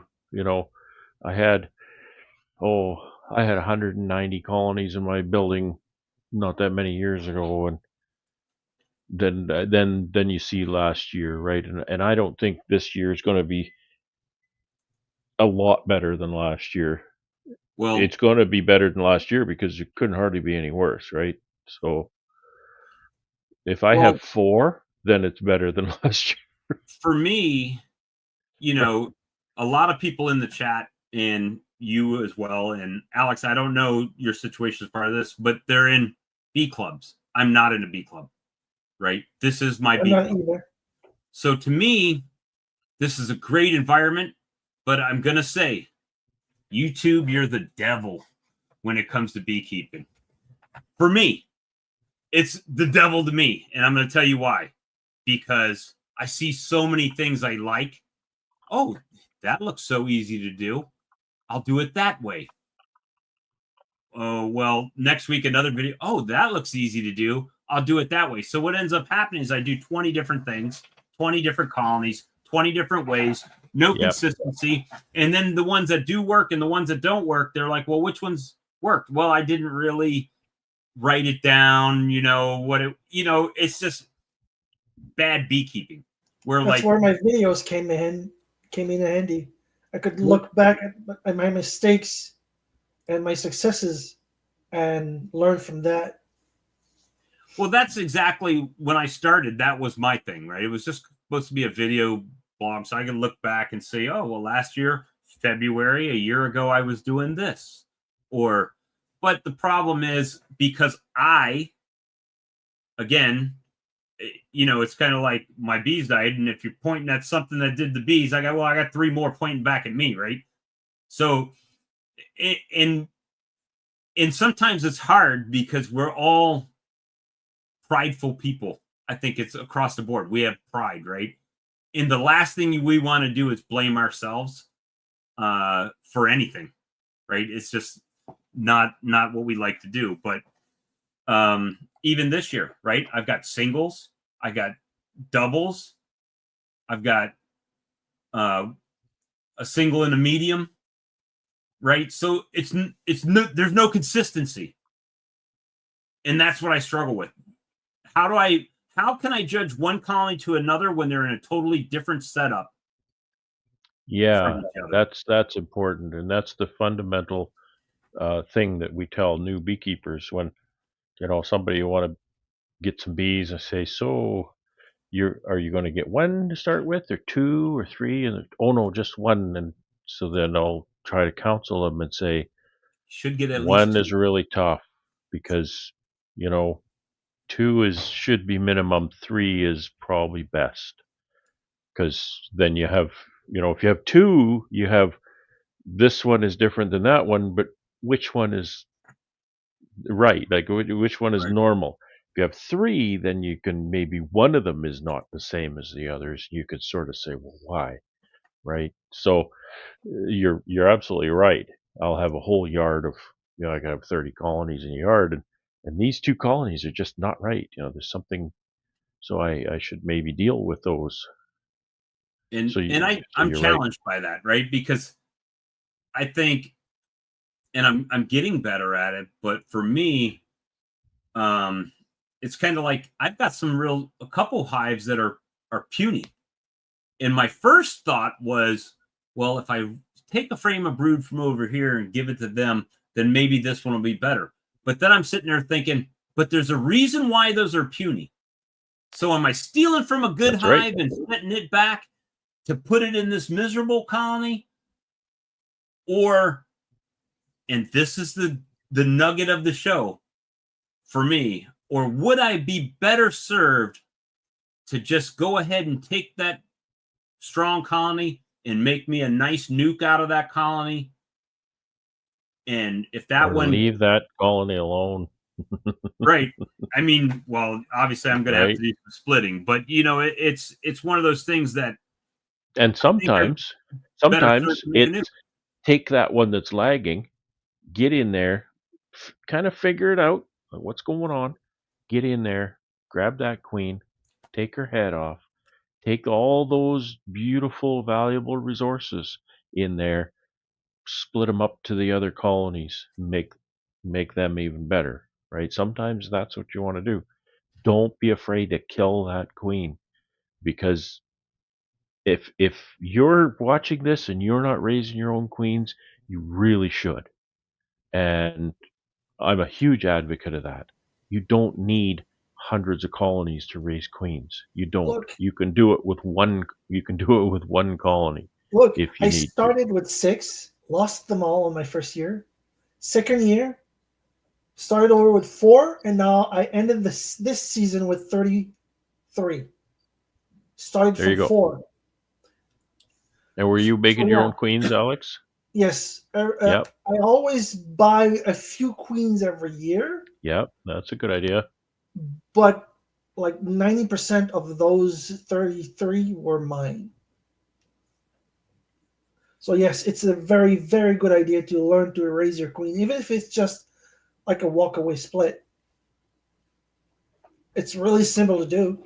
Rob from the poor and give to the rich. You're sounding like our government now.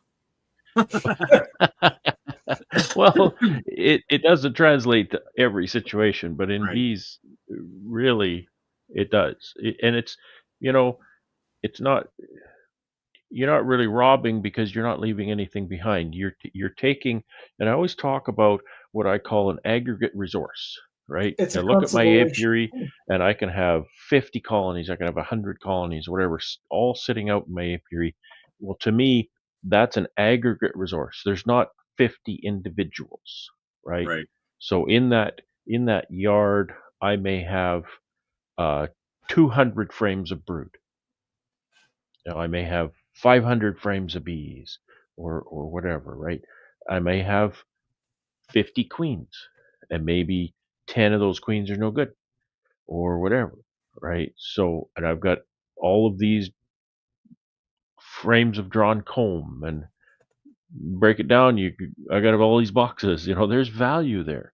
Right. So take that value and make it valuable. Add value to that. Take that value and add value to something that just needs a little more value. And that's the key, and it's not always obvious. Ian talks about this too, is you find a colony, like you're going to do equalization, you find a colony, and it's kind of like, uh, why is this one behind, right? You have to figure Yeah, out, is it because is the it just queen's no good? lagging behind, Is it or is because the it's queen? diseased? Or what's going on here? And is it just that they don't have quite the population right now to really expand? Okay, let's give them some population, and then they'll really blow Kick it up. in, So right? that takes experience to be able to determine that, but still, that's the key. Back to our discussion about the video breakdown stream we want to have sometime, hopefully next week. We haven't pinned down a date, but I think we should possibly do our first one on the on queen rearing, setting up the starter finisher and all that to do my Charlie mimic for the evening. I think because a lot of us are starting that time of year, it'd be a nice little refresher for some of us and maybe help us understand a little bit better how easy it is. It's Really not is. the hardest part is actually setting up the starter finisher. After that, grafting's a piece of cake to me. Anyway. Grafting is not difficult at all. It just takes a little bit of practice. That's all. And you can't expect to play a violin beautifully the first time. You need to practice it. Sit down and practice it. Sit down and graft a bunch of cups that you have no intention of putting in a cell starter, right? Right. Graft a bunch of cups, wash them out, graft them again. Just keep doing it. Do it. Like I worked at it a long time before. I think everybody gets their own little technique. I have a technique, I watch people try and teach grafting on a video, on a presentation, and they'll say, "Well, do this, do this, do this." I'm not a fan of paint by numbers at all, right? I want somebody to teach me an art class, not just paint by numbers. Right. But the technique that I use is a little different, and it works for me, and it works for the way I can handle that thing. And I do this because that's part of my technique. Is I'll put that little grafting tool down in there, and then I'll just kind of take it like a little spoon and just kind of scoop around that larva. But I don't see other people teaching that. I wouldn't tell you that's the way to do it. I wouldn't tell you that that's the way you should learn how to do it. I tell you that you should learn how to do it the way that works for you. And that only comes with practice. I've seen so many people that come over here and I say, okay, let's learn how, and they'll take about a minute. I can't do this. Well, I know you can't do it. And the biggest reason you can't do it is because you're not doing it. Right? Right. You got to do it. If you can do it, it's not because you came out of the womb knowing how to do it. Thank you, Roy. I appreciate it, buddy. Thanks, Roy. So you know what I mean, right? It's you just got to do it. Just do it. Well, I mean, it's kind of like riding a bike, right? You're scared the first time, and then once you learn how to ride the bike, it's like, oh, this wasn't that bad, And so many people I see that try to back up their truck in a trailer, and so many people come in here, and I've got to back their trailer out on the road for them, but my wife kind of laughs at me because just for no reason at all, I'll back my truck out of the driveway and onto the road, and then I'll back it into the driveway and all the way back down through the yard. Truck and trailer, right? I literally learned how to graft over the telephone with James. Oh yeah. James is like, okay, put when I was setting up my starter finisher, put your brood frames in there with the bees on it, and how's it look? Well, it looks pretty good. Okay, add more bees. Well, it looks full. No, you don't have enough bees. Put more bees in. Yep. Right. And then come back and graft. He says, make sure you got the pollen and the feed on there. Keep them fed. Put some extra blanks in there, and then go in. And obviously, I had watched some videos on the actual grafting of the larva, but that was it. I mean, it was on the phone, talking to somebody from the chat, telling me do this, do that, do this. It's community, man. And Bob's your uncle. And Bob's your uncle. Yep. See, Todd's not here to do that. I was doing it for a few years and having kind of mixed results, and then James was here. It was in 23, I think he was here, and I said, "Show me, let me show you what I'm doing, and you give me tips." Same thing I did when Carrie came over. I said, "Let me show you what I'm doing, and you give me tips on," because she does a really good job. She's really good at raising queens. So, even because you can't really learn what you like. That person can't know what you don't know, right? Right. So you kind of just have to go about the way you do it and have them look over your shoulder and say, I can see something that's different. Maybe it's not wrong, and maybe it's not, maybe my way's not better, But this is different. The Well, way I do it is different in this way. and I mean, to give you an example, my mentor, Sam, down the road, has been keeping bees for 20 years. He sells nukes every spring, and he walk away splits every hive. Yeah. I mean, he does not graft. He does not buy queens. He sells the nukes as he makes them, as the queen comes back in return and laying, then he sells it. Oh yeah, the results can be really good with walkaways. Like 2 years ago, I grafted queens. A lot of them took. Last year, all my grafts failed, so I'd said, screw it, walkaways. And all my walkaways took. Now, grafting tends to give better results, but not always. Well, we have a philosophy on that, and maybe that's something we need to say. Now we'll spill it tonight. What we got 100 people in here, we'll spill it. So the philosophy is, if you do a walk away split and they're making emergency queen cells, the common thought is that their emergency cells are not that good. However, we kind of lean on the side of, yep, they'll make emergency cells. But then there's eggs on that frame that become the correct age for grafting. And the bees know which ones those are, right? They pick the emergency cells. They know which cells and what the timing is. I think the first couple they make because they need a plan, and they make those because we got to have something. So we'll make that. But if they get some eggs on there that hatch to the right size and they make those cells, how many times have you gone back and there's like, well, there was a cell right here, but now it's gone. But you still have other cells on there. Yeah. Yeah. So the bees, I think they do the game time decision, right? And they make adjustments on their own. That Especially we if don't they know. have good resources in the nuke, in the walkaway split. Yep. If they have good resources, they like in my experience, all my walkaways have been pretty good. I sometimes look at them and destroy the runt cells, like the really small ones, but not always. And so far, really good results.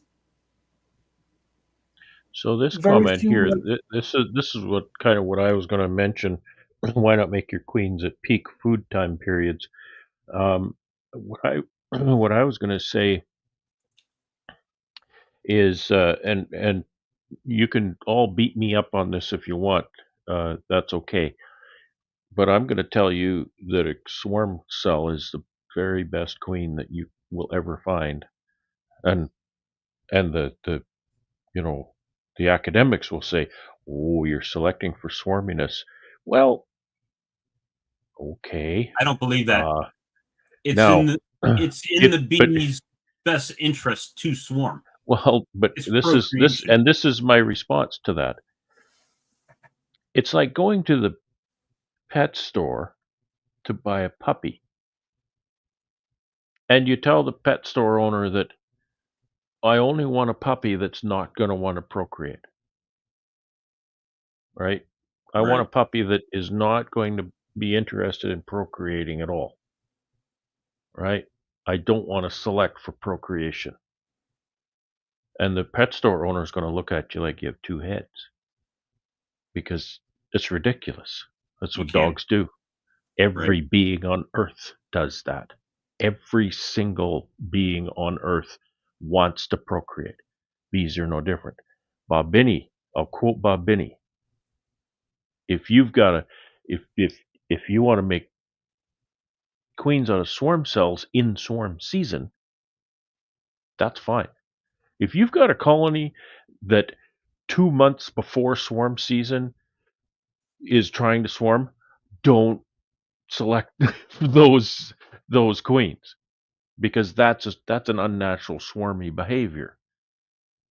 But bees that want to swarm in swarm season, when they have lots of resources, when they have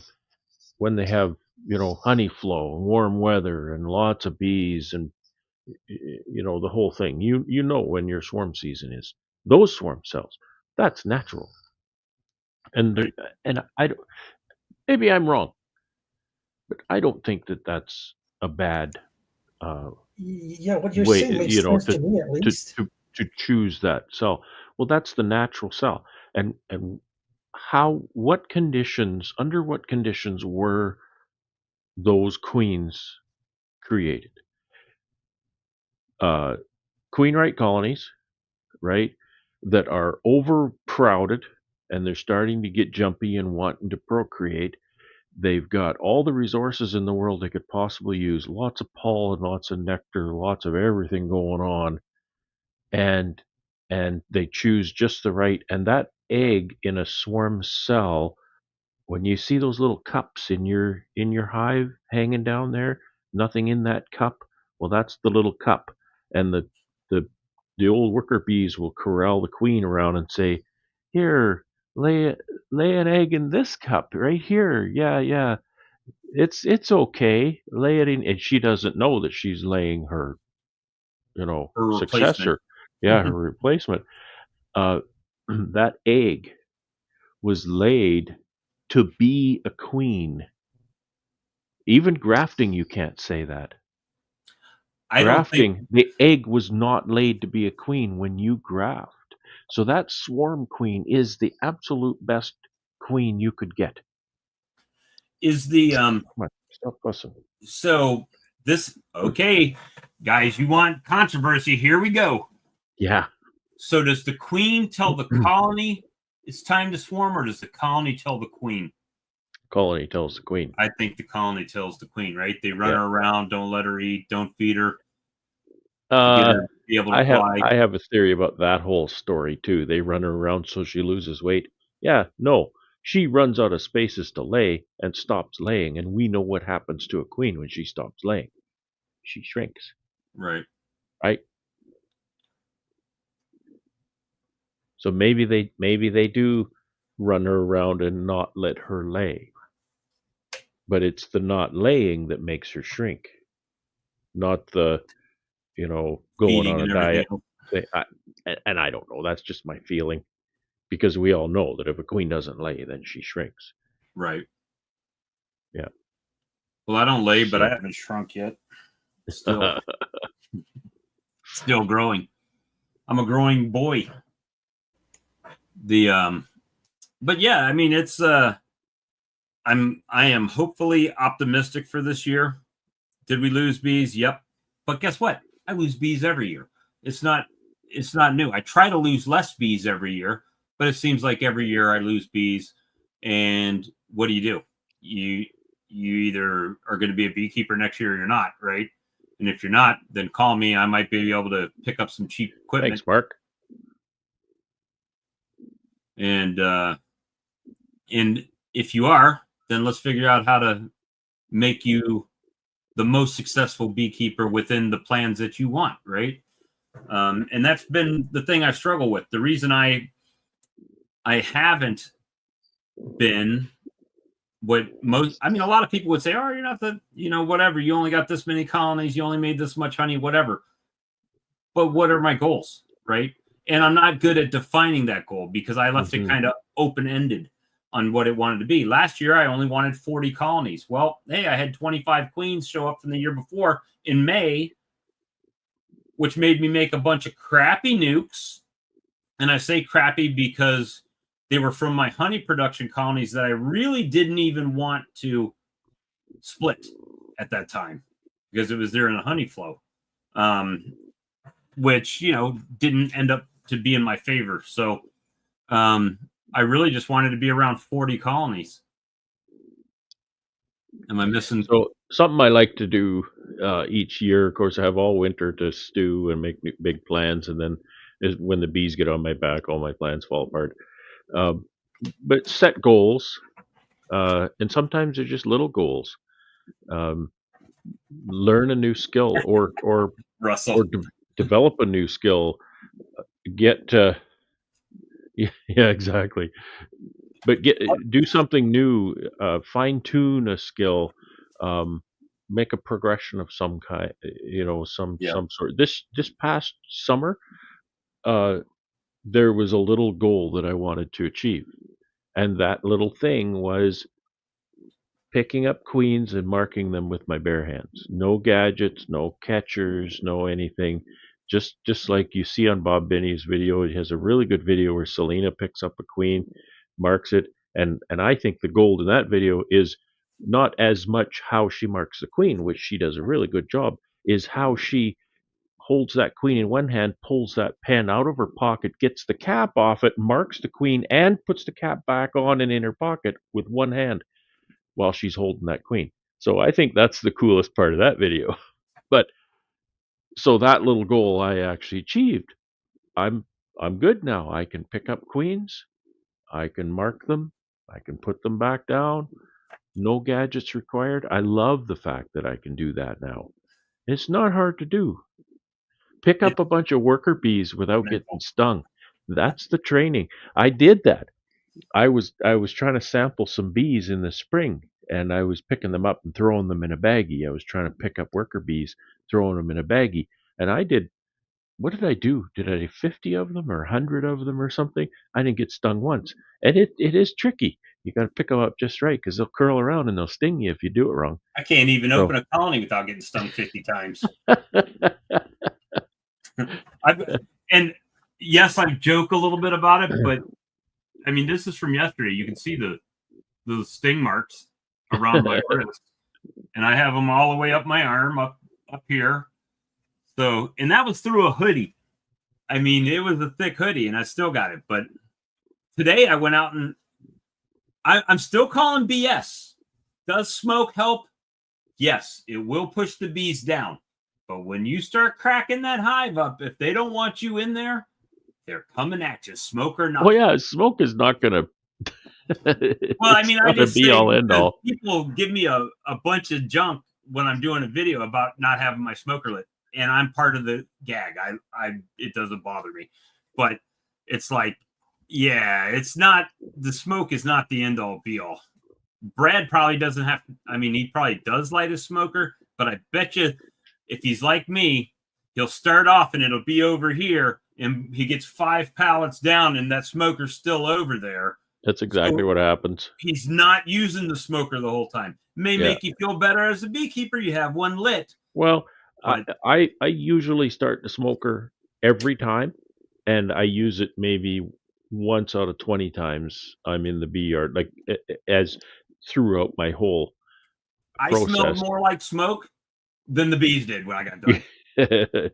But that's just because I don't really know what mood the bees are in until I start working them, right? So I don't want to start in on that without my only defense, which is my smoker.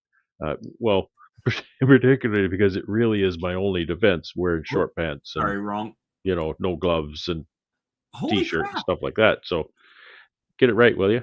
Well, I kept clicking, and as I clicked it, a comment came in and jumped into the next comment twice. I know. Has anyone been stung by a queen? Yeah, I'd be interested to hear if anybody's been stung by a queen. They don't generally sting people, but they can. I have not. They don't have barbed stinger. Their sting is not barbed, so it doesn't kill them. Yeah, it's not barbed, just sharp. You are probably correct. You're not the only person to say that. Big Mike said yesterday, he's like, Bob, you can't go in your colonies because you lose too many bees every time you go in because they sting you and die. Be bees you killed. They suicided themselves, kamikazed on me. But you know what? So those new little skills I was talking about, I remember, it was probably 4 or 5 years now. When I first started, just cat hair everywhere. When I first got my one-handed queen catcher, right, and then I was scooping up queens and marking them, and I was Joe marking queens. I went over to my buddy's place and we scooped up his queens and marked them. And, it was really great. It worked awesome. But doing that, I realized that it was a pain for me to take my gloves off, put my gloves on, and then take my gloves off, put my gloves on, and then take my gloves off, because I don't handle queens with my gloves on, unlike Charlie. So an unintended consequence of starting to mark queens is I learned how to keep bees without my gloves on. And It wasn't a big deal. I didn't intentionally think, I'm going to learn how to keep bees without my gloves on because, Phil the bee man does that, or Ian does that, or whoever, right? It was just an unintended intended consequence because I was too lazy to put my gloves back on every time, and I realized I don't even know where my gloves are now. You guys, when mine was the same way. Well, when I first started keeping bees, I didn't wear a veil, no jacket, no gloves. I had one, I just never wore it because I would just go. David at Barnyard Bees doesn't use one, and it took me exactly one time of getting violated by my bees to realize, no, I got to. You should.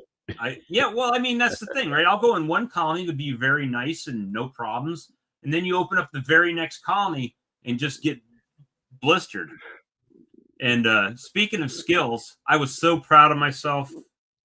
The first year, I had a one-hand queen catcher, and I caught the queen, and she looked all beautiful in there. And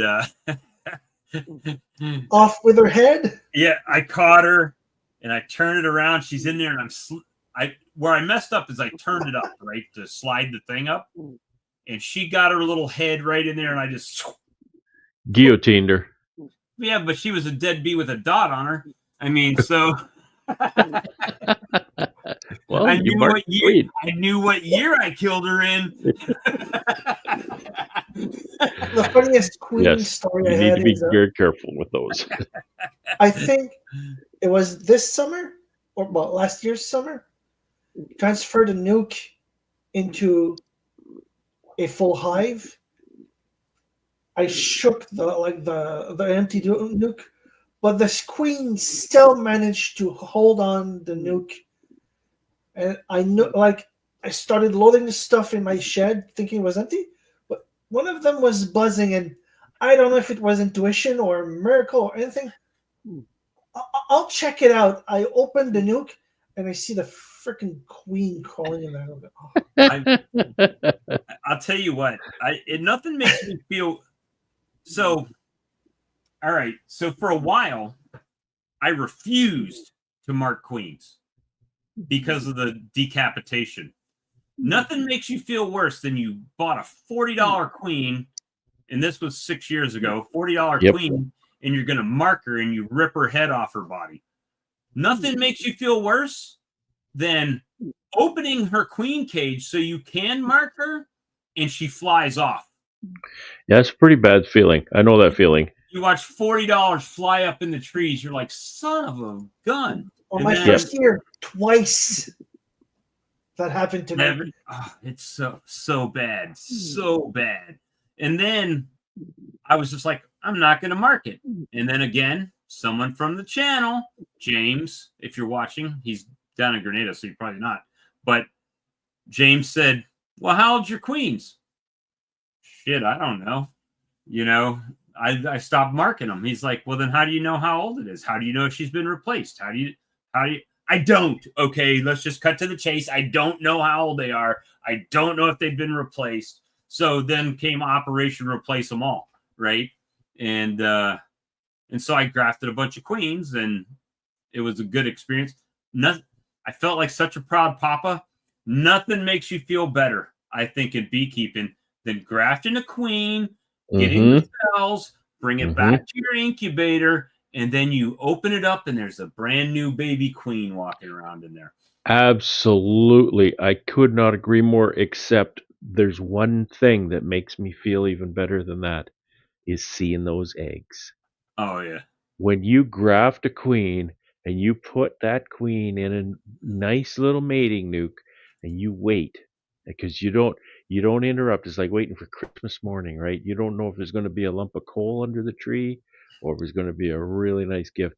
And you pull that frame out of that mating nuke and you see those eggs, it almost brings a tear to my eye. Actually talking about it makes me emotional. It's so incredible because that's a colony of bees that did not exist outside of the work of your hands. Well, you created that. And it's funny you said Christmas morning, because I remember when I was grafting, I was working the day shift, but I would get up extra early in the morning just to come check the cells to see if they had hatched. right? Oh, I got one. And then what? And I forget who said to do this. It might have been, it might have been you, Brad. I'm not sure. Who said to mark the virgin queens? Yeah, It's not a lot of so people easy. advocate that, so probably it was me. Oh, it's so easy. It's I'm so right here at easy. my desk. I reach down to my incubator and I Yeah. pull out my roller cages just like this, Yep. pop it out, and literally set it on my desk and let her walk out by my keyboard. And I Yep. just grab her in my fingers, dot Yep. her, put her right back in, done. It's Yep. so easy. It's so easy because they just crawl around. They're not even that fast. They just kind of crawl around. They're brand new, right? They Yeah, can't they fly. can't fly. So A you little just, bit fuzzy though. I, But I just let them crawl in my hand, and when they get coming up my finger, I'll just grab legs on one side, and then like that, back in the cage. you see Mark Miller's thing here. He said he bought 10 queens one time and the dog ate them. That's That sucks. that does suck. That does suck. 10 queens. Yeah, That's a lot of. that's the $400, That's a $500. pricey dog snack. That's a lot. Ugh. I would have got sick to my stomach. Might as well just threw 5 $100 bills down and let them shred them up in front of you. Queens here, $50 or more a piece. Yeah, that's crazy. But yeah, well, I mean, I had the same thing year before last when I bought those 50 queens from Jose and put them in the bank. Well, I put half of them right away into mating nukes. Mm-hmm. And it got late because I had to do it after work. And then the other half I put in my queen bank. Yep. Bees came and covered them all up. They're in the cage. They look like they're being taken care of. You come out the next day, no live queens in the cage. Transportation on mated queens. That's tough. And I'm a big fan of Corey Stevens for his working out the mechanics of producing and shipping virgin queens. I think that's a great idea and a very untapped industry to produce and ship virgin queens. Because when you ship a queen, one of the biggest problems with that is the temperature that they're going to experience will degrade the sperm that's in the queen. So if she's a virgin, then don't have that problem, right? Right. So I'm going to try to do a lot more of that. I have a friend here who started doing that last summer, so we're going to sort of collaborate on doing some of that producing, because you know what? I could produce hundreds of virgin queens here. I really could, because grafting is not hard. I have enough bees to build a really nice cell builder, right? Grafting is not hard. It doesn't take very long at all. And so I can produce, a whole bunch of virgins every week I and just think advertise them. when I start grafting, I'm going to do the same thing, but I'm gonna try to overproduce queen cells, so I could take them over to Sam. Right? He doesn't graft. I graft. Here's queens. Here's your new business. Leg up, right? And you know what? I mean, nobody likes to waste things, but do it just to do it. Again, just do it to practice. Don't have some, I don't need that many. Just do it. Right. Because usually, what's the worst thing you do? Replace a crappy queen in one of your boxes, or well, the worst thing you do is pinch a bunch of queens. Yeah. That's not your goal.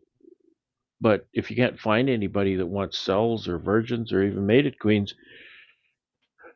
it's a bug. Guarantee you, I would. And the experience you get from doing that is priceless. Yeah, priceless, yeah. And absolutely. I would actually say, if I had money, I would put it on the fact that if you said you had a bunch of queens hatching out, virgin queens on a certain date in your bee club or on Facebook or wherever you socialize, somebody would give you something for them, whether it's $5 a queen cell or $20 a virgin or whatever the pricing is for those things nowadays.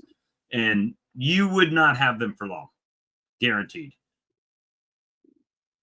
Oh, I couldn't agree more. If you go out in the marketplace and say, "Hey, I got a bunch of queens here," especially in August when all the hobbyists have killed their queen and they can't find a queen in August, Right. there's a whole every year here it's the same thing. I don't have a queen. Anybody got a queen? Yeah, nobody's got a queen. Not I around think here. for me, it's always the most difficult part has been, for me, this is my situation. So if I've got 12 colonies, and let's say I'm going to split them all, and let's say I graft 15 cells. Well, percentage of those they're not going to take. You're going to miss some, whatever. But you're going to get a percentage of those. But now when they're hatched, you have to have the resources to put that virgin in another hive, a mating nuke or whatever. You have to have the bees to tend to her. And if you don't have those bees, that's always been my issue, having the resources to give the queen cells to get it back, right? So Yep. that's always been my problem. And if I did have drawn comb, I probably didn't have enough drawn comb, or if I did have the comb, I didn't have enough feed, or it was always something. So Well, that's why the price goes up every stage, right? You right. can graft a queen, you make yourself a really nice cell starter, graft your queens, put them in there. Now you've got a bunch of, day whatever 11 or whatever it is, cells. So you got a bunch of cells. You put that out on the the marketplace and say, "Hey, I got 50 cells that are going to emerge on whatever day." $5 a cell, right? That's what they sell for, at least around here. Well, take that one step further. Now you go out in the marketplace and you say, "I got 50 virgin queens." Well, you get $20 for those, right? But that's more work. That's you need an incubator or whatever you need. Well, if you want to then put in the mix, you put in a mating nuke and a lot more time for the mating process. Well, now you're going to get $50 for that queen, Right. and it just takes more time, more resources, And another but percentage more money. reduction, right? Every But stage. if you can mate 20 queens, produce 50, sell 30 virgins, and sell 20 mated queens. It Right. doesn't have to just be one kind. You can sell a bunch of cells. You can sell a bunch of virgins. You can sell a bunch of mated queens. Just take them to the next level. Keith, there is never enough drawn comb. You're always gonna have under. If you got 50 colonies, you need 100. It just depends. Like, I hate to say it, but winter loss has helped me. And I know that sounds There is a silver lining, but if I have 50 colonies that all produce me a box of comb, and then I only have 20, well, now I've got 30 supers of drawn comb, right? Less they have to do in the fall or during the honey flow, which means 9 p.m. Worst thing is they have to clean up the mold from the comb. Put it in early. The worst thing about having excess drawn comb, you're right, Alex, is keeping it, presentable. Keep the moths from eating it up or anything else, moldy, etc. But there's ways you can preserve it. But you're right. You have a dead out. It's not a loss. I mean, sure, they're dead bees, but you've got equipment. You've got drawn comb. You've probably got some feed frames in there. That'll do some colonies good. So there's always a silver lining. It's never all gone. Well, it has been almost 2 hours and 15 2 hours. seconds. 2 hours, and we still have 90 people. That's awesome. We've been on fire tonight. Thanks, everybody. You guys have been great, and the chat's just going crazy over there. super chatting and smashing that like button and, having a good time. So again, for I think the third time in this broadcast, we're planning to do a video dissection, I guess is the best way to call it. Learning session online. I think we're going to dive down the queen. That's kind of what we're thinking, right? Down the queen rearing. I think so. Section. A lot of people are pretty passionate about that topic. And my personal passion with that topic is to bring in those people who feel like they don't have either enough resources in their apiary to make queens, don't have the skills to make queens, or can't attain the skills to make queens. Right. Those kind of things. Those hurdles, those roadblocks that some beekeepers are up against, I want to smash those roadblocks. I want to open that up and say, no, you can. You do have enough. Because a lot of times they'll see people talk about raising queens. Let me use an example here.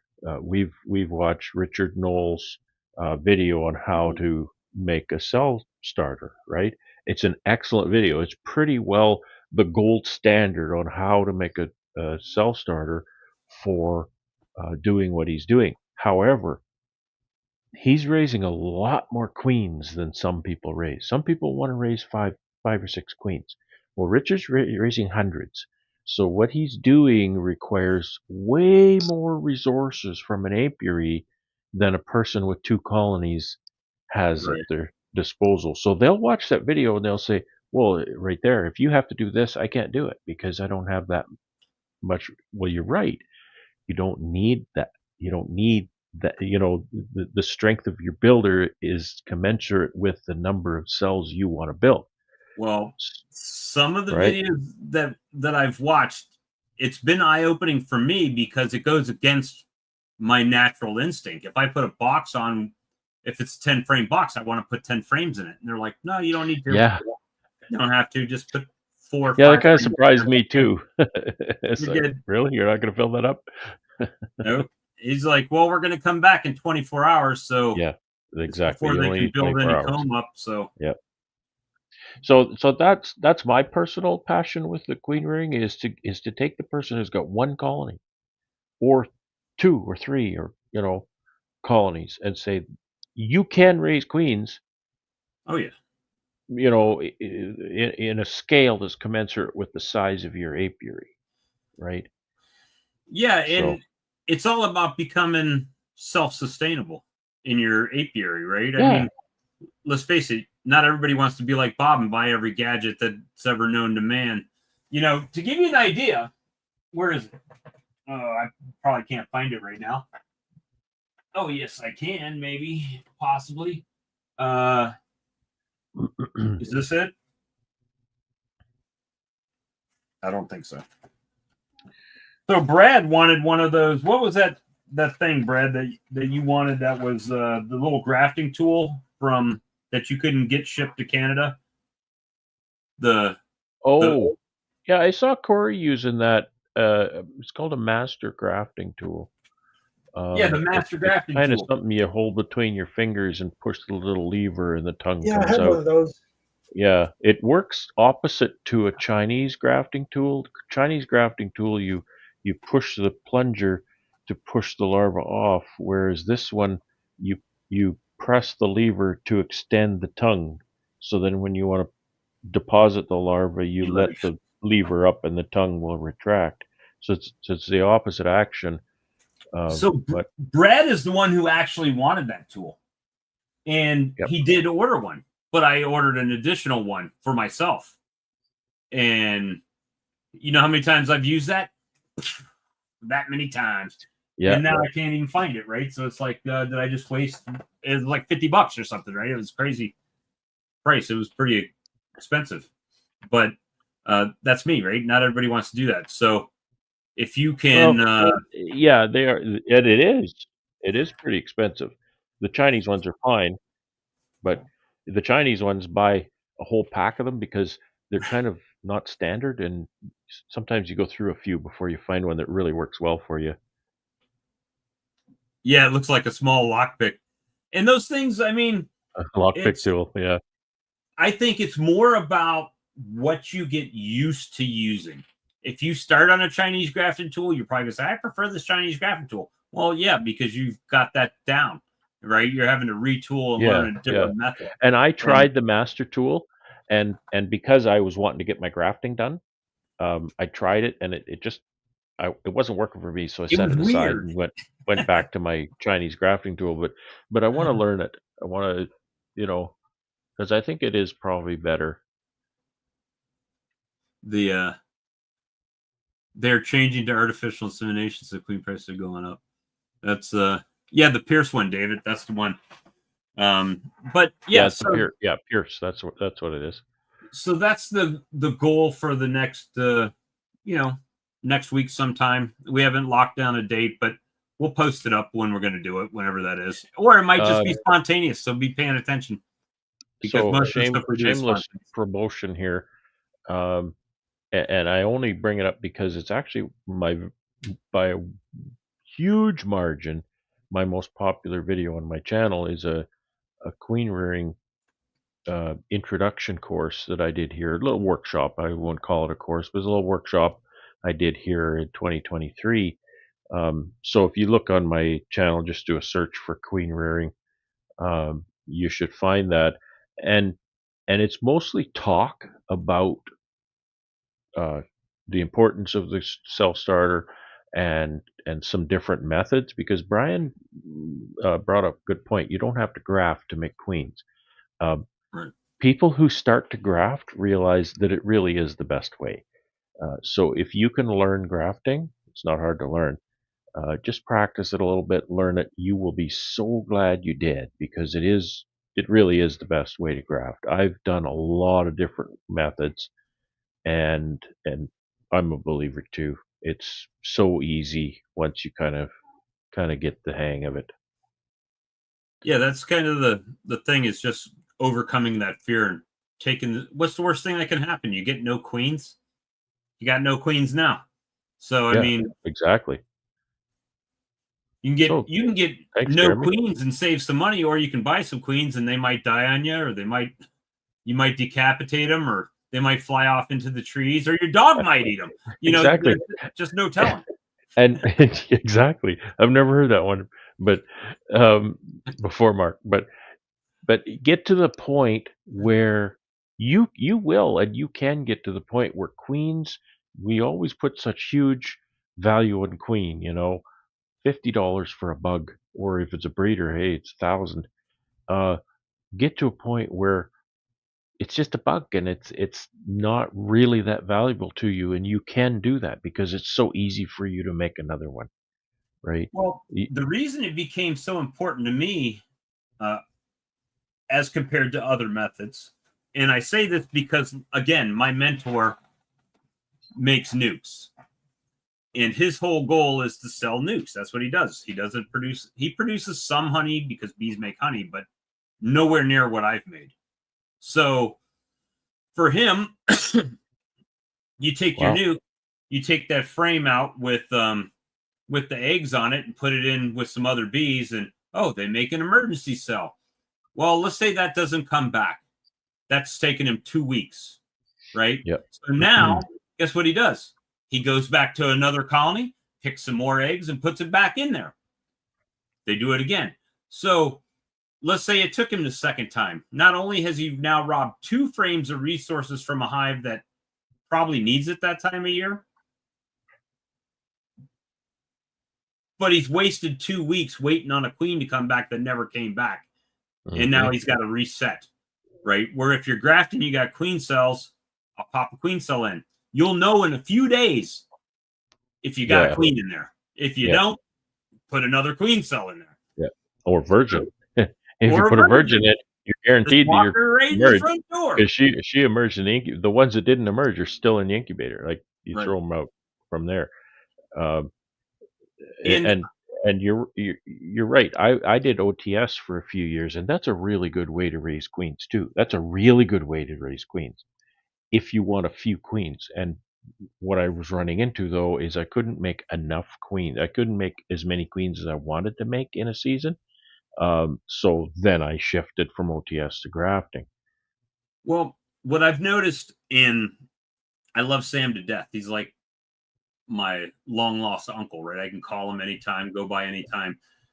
But from when I started keeping bees 6 years ago to now, I've steadily watched his apiary dwindle in numbers.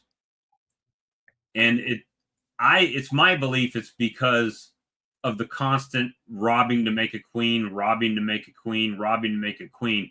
He just keep his colonies stay weak. And I've discussed it with him, right? But I understand he doesn't want to buy queens. He doesn't want to buy cells because he feels like, and we've had this discussion, it's similar to if you buy honey from somebody and you bottle it and put your label on it. Yes, it's local honey, but it's not my honey, right? So it's the same thing when you're selling a nuke for some people. Yep, I'm selling a nuke, but it's not really my nuke because it's not my queen that I make. Yeah. But when you look at it from that, okay, so all the bees are yours except for that queen, if you bought a queen, and you really didn't I hate to say, this is going to sound bad, you really didn't do anything. You put some bees in a box and you put a frame in there and they did everything. You put a cage in there. Right? So Mark says OTS. Yeah. You're a beekeeper. OTS. That's a whole thing. Yeah, that's a whole show In unto itself. So I do have a Cole's notes that I can spew out here. So I'm going to say, well, it's kind of like a walkaway split. Okay, Mark, what's a walkaway split? So a walkaway split is, and I'm going to skip a lot of details here. Don't just do what I'm saying because you'll miss so many details. It won't work right. Hold on, I'm going to clarify something. So first of all, if you're from the States, Cole's notes are like Cliff Notes. Cliff there Notes. You go. Thanks, buddy. Did somebody ask? No, but